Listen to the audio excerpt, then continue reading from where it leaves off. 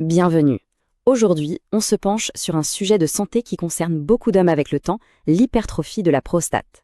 On va voir ensemble comment 7 nutriments spécifiques pourraient jouer un rôle de soutien très intéressant.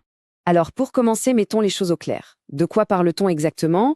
L'hyperplalie bénigne de la prostate, ou HBP. C'est simplement le fait que la prostate augmente de volume. C'est non cancéreux et c'est un phénomène très courant en vieillissant. Le problème, c'est que cette glande, en grossissant, appuie sur l'urètre. Et ça peut entraîner toute une série de symptômes urinaires qui, il faut le dire, peuvent devenir assez frustrants au quotidien et vraiment impacter la qualité de vie. Voilà le programme. On va d'abord s'assurer de bien comprendre le mécanisme, puis on explorera le rôle de ces 7 fameux nutriments avant de voir concrètement ce qu'on peut faire avec ces informations. Allez, on attaque avec un premier groupe bien connu, les vitamines D, E et C. On va voir comment ce trio d'antioxydants et d'anti-inflammatoires peut aider à la santé de la prostate. Le premier sur notre liste, c'est la vitamine D. Tout le monde la connaît sous le nom de vitamine du soleil.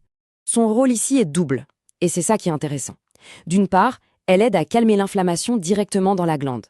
Et d'autre part, elle joue un rôle dans la régulation de la croissance des cellules, pour éviter qu'elles ne se multiplient de façon anarchique. On passe maintenant à la vitamine E.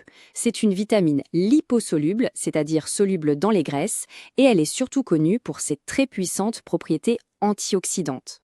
Ce qui est fascinant avec la vitamine E, c'est qu'elle agit sur plusieurs fronts à la fois.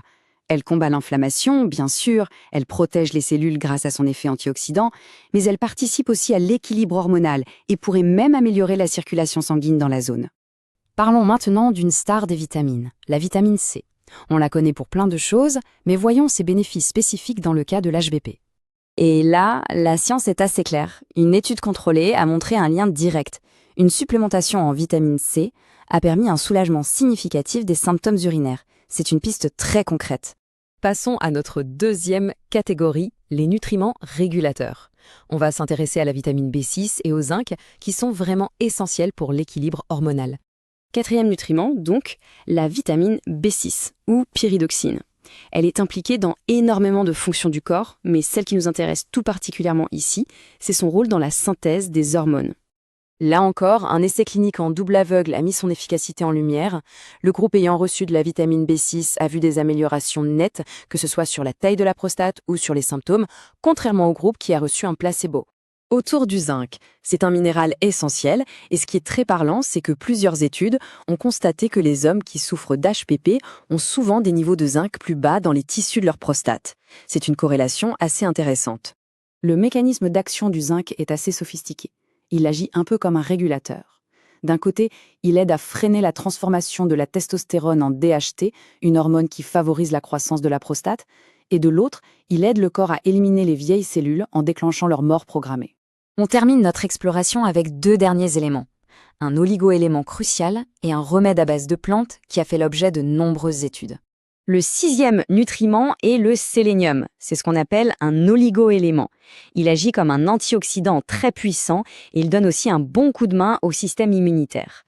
Ce graphique montre bien comment son action s'est répartie.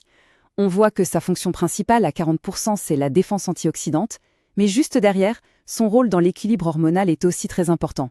Ce sont 2 leviers clés dans le contexte de l'HBP. Et voici le dernier de notre liste, le palmiénin, aussi connu sous son nom anglais saw palmetto. C'est probablement l'un des suppléments à base de plantes les plus étudiés pour gérer les symptômes de l'HBP. Et là, la recherche est assez solide. Une méta-analyse, c'est une étude qui analyse les résultats de plein d'autres études, ici 27 essais. Et la conclusion est sans appel, le palmiénin s'est avéré bien plus efficace qu'un placebo. C'est une validation scientifique assez forte. Bon, on a fait le tour de ces 7 nutriments. C'est bien beau tout ça, mais maintenant la grande question c'est, concrètement, qu'est-ce qu'on fait? Passons au plan d'action. Ce tableau est un bon petit mémo pour savoir où trouver ces nutriments dans l'alimentation de tous les jours. Par exemple, pour le sélénium, 1 ou 2 noix du Brésil peuvent suffire à couvrir les besoins quotidiens. Pour le zinc, on peut se tourner vers les huîtres ou la volaille.